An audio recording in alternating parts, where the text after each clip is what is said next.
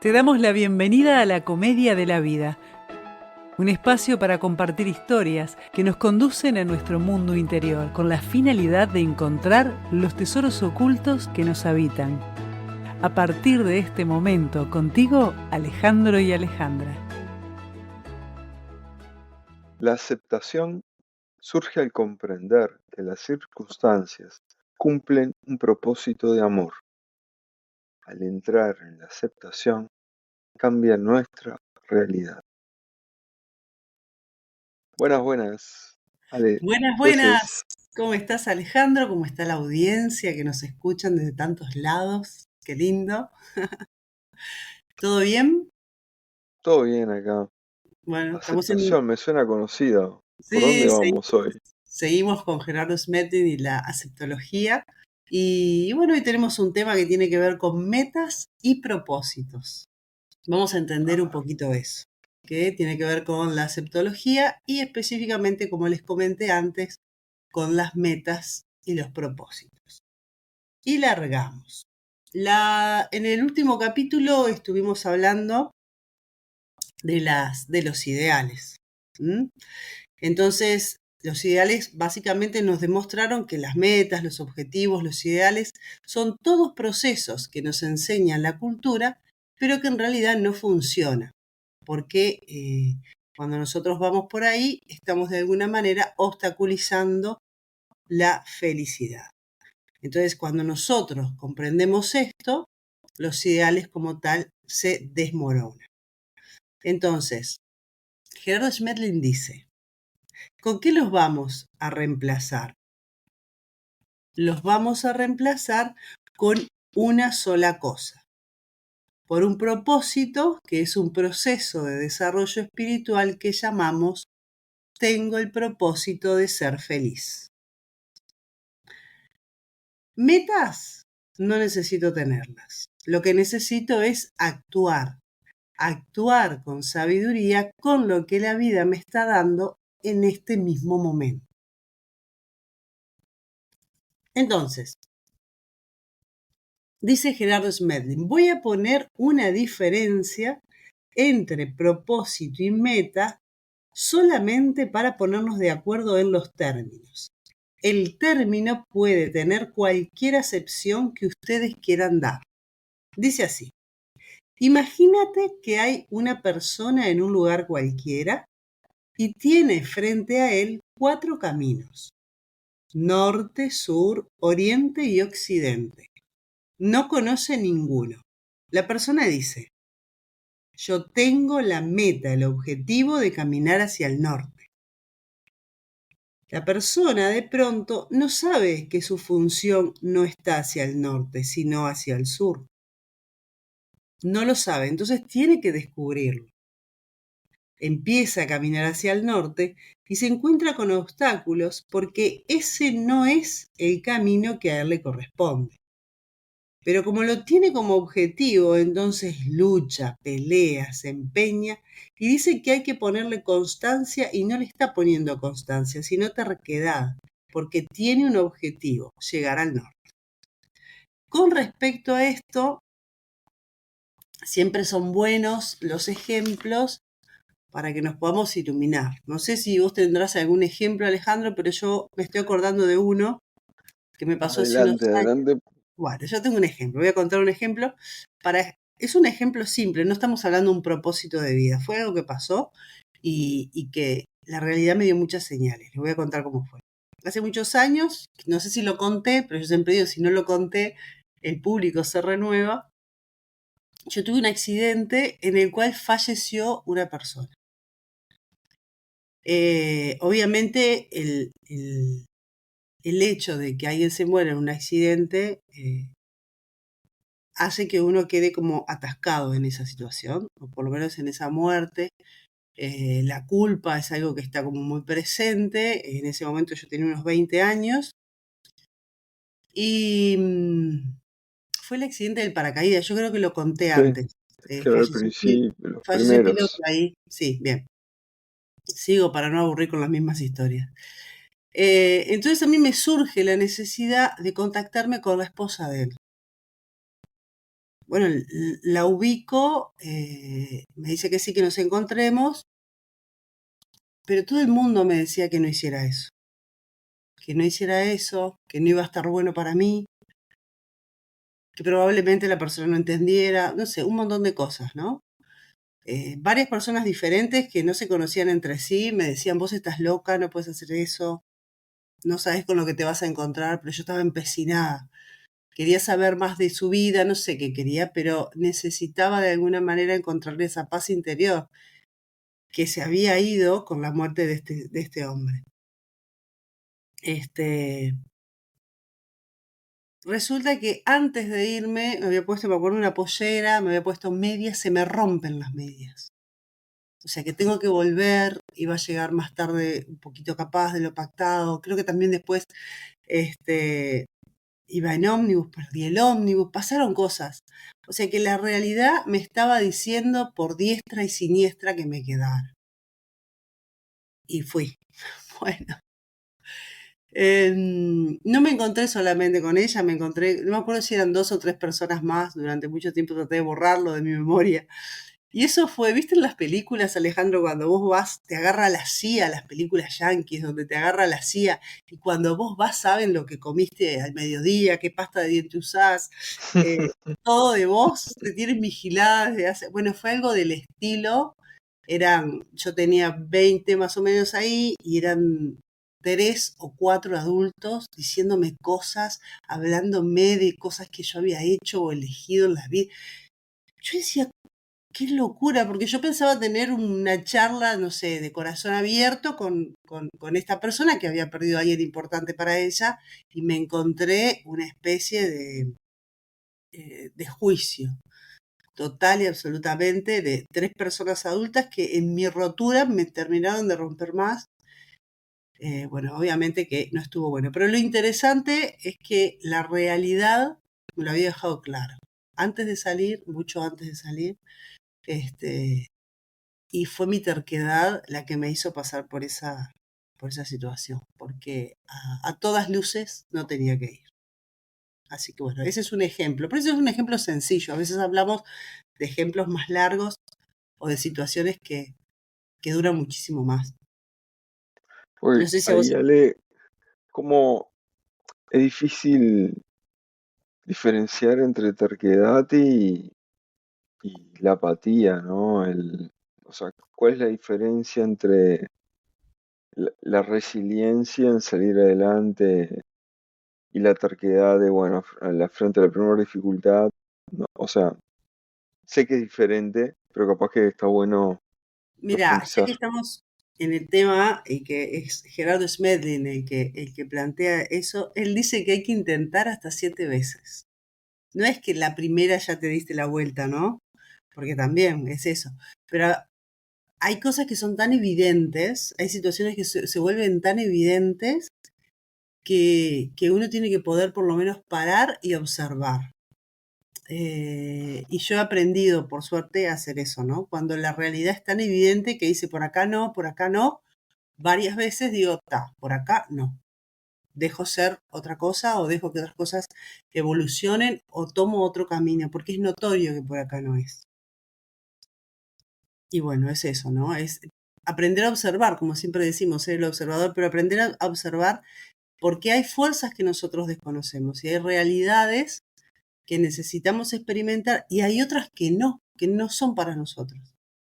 Entonces tenemos que poder en la vida ir distinguiendo cuando la realidad nos habla. Bueno, Bien. continúo. Dice Gerardo Smedlin. Ahora imagínense que la persona tiene el propósito de descubrir cuál es el camino que le corresponde, dónde puede desarrollar su función y puede ser feliz encontrándolo. Si la persona tiene el propósito de descubrir cuál es su camino y no la meta o el objetivo de ir por un camino, ¿es diferente o es igual? A veces pienso como cuando uno va por un... ¿Viste cuando vos vas con un guía turístico y vos decís, no sé, suponete, quiero conocer todos los detalles de la Torre Eiffel? pero tu objetivo es solo y exclusivamente conocer la Torre Eiffel, estar ahí frente, parado, mirarlo, sacarte la foto. Pero sin embargo, el guía turístico, si uno se deja llevar, hace de esa experiencia algo mucho más interesante. Entonces, la meta, el objetivo es sacarse la foto ahí y ver y conocerla, pero la otra es me dejo guiar. Yo lo veo un poco así. A veces está bueno cuando nosotros hacemos un viaje, un paseo, decir, bueno, voy sin expectativa, voy a lo que la vida me quiera mostrar o lo que surja de este paseo. Y es bien diferente cuando uno va con un objetivo, tengo que estar acá, tengo que estar allá, ta. Es bien diferente, ¿no? Creo que esta es la forma más fácil de entender esta diferencia. Entonces dice Gerardo Smedlin, bien diferente es, ¿cierto?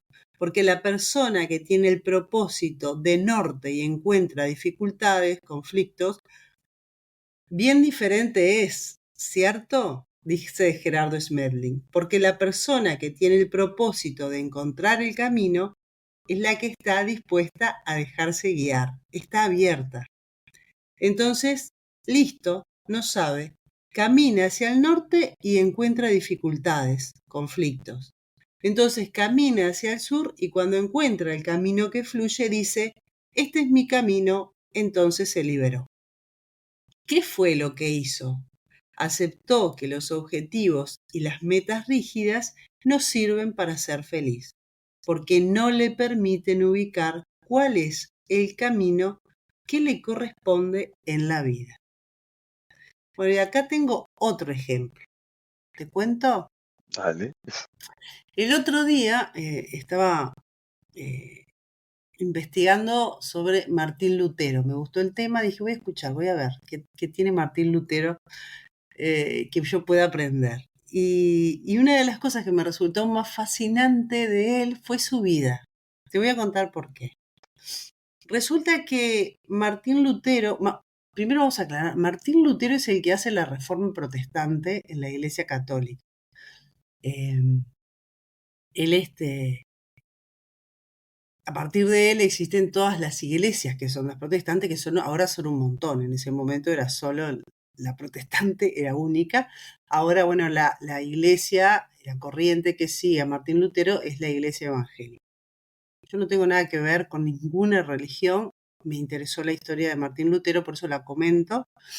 Me parece más que interesante en este sentido que estamos viendo. Entonces, Martín Lutero era el hijo de comerciantes.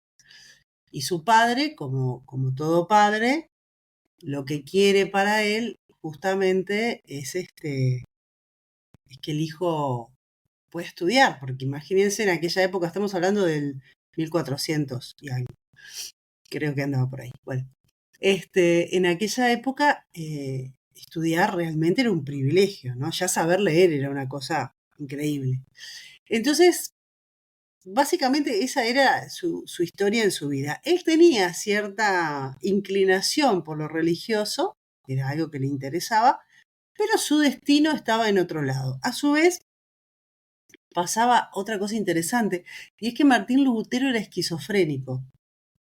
Él hablaba con el diablo, largas charlas tenía con el diablo. Pero más allá de eso, era una persona, tenía una personalidad muy miedosa. Había en él cierta fragilidad, pero era extremadamente inteligente. Resulta que un día de lluvia él estaba en el campo haciendo no sé qué y se viene una lluvia intensa. La lluvia es tan intensa que él se piensa que ahí mismo se va a morir. Entonces le dice a Dios, por favor, salvame, sacame de acá. Si vos me salvás de esta, yo me dedico a la iglesia. Bueno, se hace sacerdote, ¿no? Se vuelve católico así, se mete en la religión, de lleno. Abandona su camino que tenía pactado y se mete ahí. Bueno, obviamente se salvó, la lluvia no lo mató, ni los rayos, ni nada de eso. Entonces él se va a internarse, no sé si fue en un monasterio, no sé qué. Y bueno, él hacía muchas preguntas porque era muy inteligente. Entonces, ¿qué dice? El que estaba a cargo ahí, un poco para que no lo moleste, porque obviamente, pongamos en contexto, estamos en el contexto en el cual la iglesia vendía el perdón de los pecados a través de muchas maneras que no vamos a explicar acá porque no es la función de este programa. Pero entonces era excesivo, te vendían el perdón de los pecados por adelantado, te vendían el perdón de tus pecados. Yo qué sé, se te había muerto un pariente y vos podías pagarle a la iglesia el que no pasara por el purgatorio. Bueno, para explicar eso tengo que explicar lo del purgatorio. Vas directo a la sala VIP. Sí, es ahí más o menos así. Antes de esto, la iglesia era sos pecador o sos santo y no había mucho más. Después, la Divina Comedia establece el purgatorio, la idea de purgatorio. Pero el purgatorio, que era una especie de perdón de los pecados, era donde uno limpiaba todos los pecados, ¿sabes cuánto duraba? 5.000 años. Imagínate 5.000 años de tortura y mala vida. Era un montón. Para, Juntas unos pesos con los amigos y te zafás. Para ganarte un lugar en el cielo. Era un exceso. Entonces, ¿qué pasa? La iglesia dice, bueno, vamos a currar con esto. Entonces empieza a vender el perdón de los pecados. Pero bueno, empezaron por 2 años y medio, después extendieron, hicieron una promo total, todos sus pecados perdonados, sale tanta plata. La cuestión es que esto era un ingreso de dinero bestial. Hasta cierto, y cada vez, ¿viste cuando vos compras un celular que te van cambiando las promos? Bueno, más o menos así, iban cambiando las promos, y después, por ejemplo, vos te comprabas, ponele, ¿no? Invertías en que ibas al cielo porque habías pago los 5.000 años de purgatorio, pero claro, vos acá seguías pecando, porque yo me compro eso con 40, pero vivo 20 años más, y tengo 20 años más para seguir pecando, o sea que había promos en que vos ya pagabas por adelantado lo que fueras a pecar. Bueno, esto era un Qué negocio de oro. maravilla, ¿no? No, bestial. Entonces, claro, Martín Lutero empieza a estudiar la Biblia, que en aquel momento solo estaba en latín, y empieza a buscar dónde en la Biblia está esto. Entonces ahí empieza toda una reforma. ¿Pero a qué voy con todo esto? ¿A qué voy con todo esto? Que el tipo iba a ser comerciante. Entonces, los hechos lo guían y en realidad se vuelve una persona fundamental, porque obviamente que la iglesia necesitaba en ese momento alguien que parara la película. Y después pasan un montón de otras cosas más en la vida de él, que es súper interesante, porque después obviamente lo quieren matar, encuentra gente y es muy interesante porque él cambia varios conceptos de la iglesia y, por ejemplo, antes una de las cosas más impactantes de esto y de la reforma que él hace es interpretar la Biblia. Entonces dice, bueno, ¿cómo Dios perdona nuestros pecados? ¿Cómo Dios nos quiere? Entonces él habla de que la Biblia habla que venimos a trabajar. Pero claro, trabajar genera dinero y eso se contradecía con lo que la iglesia decía, bueno, pero hay que ser pobre para entrar en el reino de los cielos. Entonces, ¿qué dice la reforma de Martín Lutero? Si uno trabaja y genera dinero, está bien con Dios, no pasa nada. Entonces, claro, toda la gente que en ese momento son comerciantes y que de alguna manera les va bien, se dan cuenta de que evitan el infierno si se vuelven protestantes. Por decirlo de alguna manera, yo estoy resumiendo todo, lo estoy diciendo muy rápido, muy frágil, muy frágil, muy resumido para avanzar con el concepto de esto. Entonces, ¿qué quiero decir con la historia de Martín Lutero? Martín Lutero tenía como finalidad o como propósito en la vida hacer un cambio en ese momento, en esa realidad, que implicó para la iglesia, obviamente, observarse y cambiar un poco de rumbo, porque si no, se quedaba sin fieles. Y de ahí surgen otro montón de cosas interesantes que quien quiere vaya a investigue, porque es súper interesante, pero súper interesante la vida de él. Y él tenía como meta ser comerciante. Sus padres habían hecho todo para que él pudiera desarrollarse en ese sentido y sin embargo la vida realmente lo lleva por otro lado. Y ese otro lado logra él hacer lo que vino a hacer. Más allá de juzgar si uno está de un lado, si entiende, si le parece o si no le parece, él vino a hacer lo que vino a hacer y hasta tal punto es así que cuando se confabulan, porque a ver, el Papa lo manda a matar, lo quiere liquidar, porque este tipo realmente le estaba liquidando el negocio. Negocio millonario, ¿no? Y como su propósito era el que era, el príncipe, no me acuerdo cuál, un príncipe con el que él estaba, era muy amigo, lo manda a buscar antes de que le hagan una emboscada, porque obviamente no había forma, era como imposible que se salvara y el tipo se salva. ¿Por qué? Porque no había terminado aún su propósito. Entonces, la historia de Martín Lutero es fascinante para explicar esto. Es realmente interesantísimo. Lo interesante es identificar el propósito, nada más y nada menos, ¿no? Sí. No sé si él lo sabía, él tenía cierta inclinación Hay religiosa, que o sea estar que, sintonizando la antenita. exacto. No quiero decir con eso que Martín Lutero estaba sintonizando la antenita ni que sabía nada de aceptología, pero es claro que, que siguió su camino, ¿no? Y fue un hecho fortuito lo que lo puso ahí. Y muchos hechos fortuitos, porque si él no hubiese ido a la universidad donde él se vuelve teólogo y todo lo demás, y además una cosa interesantísima, que lo de la lluvia, el evento del campo, la lluvia y la tempestad, le pasa con 32 años, o sea que ya era grande para la época. Claro. Realmente era grande. Él hace todo lo demás que va pasando, cómo la vida lo va llevando a ese lugar. Es súper interesante. También me ha pasado, por ejemplo, como para dar más ejemplos un poco más de esta época, me pasó con una consultante que, bueno, ella quería hacer determinada carrera, bueno, queda embarazada, se casa y, bueno, ahí pasa con su esposo, con su familia, una relación no solo de dependencia, sino que hay una gran dependencia emocional, que el marido era bastante intenso, ¿no? Dependencia emocional y un vínculo bastante tóxico tenía. En determinado momento él le regala un kit o un curso, no sé qué, para hacer peluquería. Y, y bueno, ella termina siguiendo, después logra, ¿no? Una mujer muy inteligente, muy capaz.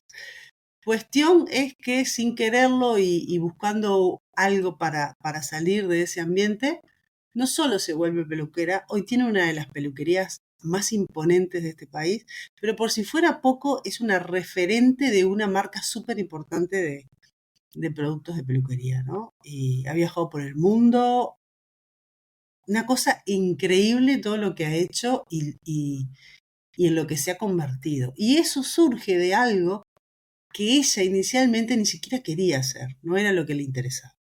Entonces, a veces, realmente, los caminos que nos llegan, o los caminos que nos toca transitar, son caminos que ni siquiera los sabemos conscientemente, que nos van guiando hacia descubrir y llegar a ser lo que vinimos a hacer. Y eso es muy bonito a medida que uno empieza a transitarlo y se empieza a dar cuenta, decir, wow, esto es lo mío, aquí estoy bien, aquí estoy cómodo, esto es lo que vine a hacer.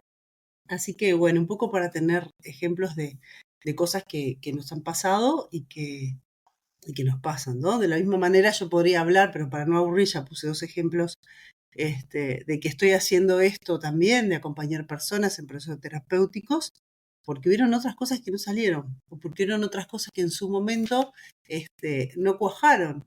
Y que obviamente en ese momento uno se siente, uy, qué feo, que yo quería hacer esto, ¿por qué no se me da? O qué sé yo, y sin embargo, es porque nuestro propósito está en otro lado. Y sigo. Entonces dice Gerardo Schmetling, la incertidumbre, si la reconocemos en el valor que tiene, significa yo no sé. Escojan una de estas 2 frases. Yo no sé. Puede ser una evaluación de mí mismo en un momento dado. Tengo una incertidumbre. Pero, ¿cómo les parece esta otra? Yo creo que sé. Creo que tengo una certeza. Si parto de la segunda respuesta, me veo terco. ¿Por qué? Yo sé cómo se arregla el mundo, yo sé qué es lo que los demás necesitan, yo sé cómo hacer que los demás sean felices. Y no tiene ni idea, porque si él mismo no es feliz, entonces no sabe nada. Mientras yo no haya obtenido un resultado para mí, verificado por mí mismo, no sé nada. Noten que es mejor tener la incertidumbre que me permite descubrir la verdad que la certeza de la ignorancia. Yo creo que sé es grave, porque implica que la persona no está dispuesta a cambiar. Dice, yo creo que ese es mi camino, y se va por allí sin escuchar a la vida que le está diciendo que no. Esta duda se resuelve con algo que se puede medir. Midan el resultado. Los resultados son medibles, ¿o no? ¿Los ideales son medibles? No, los ideales no son medibles. Los resultados de la acción sí.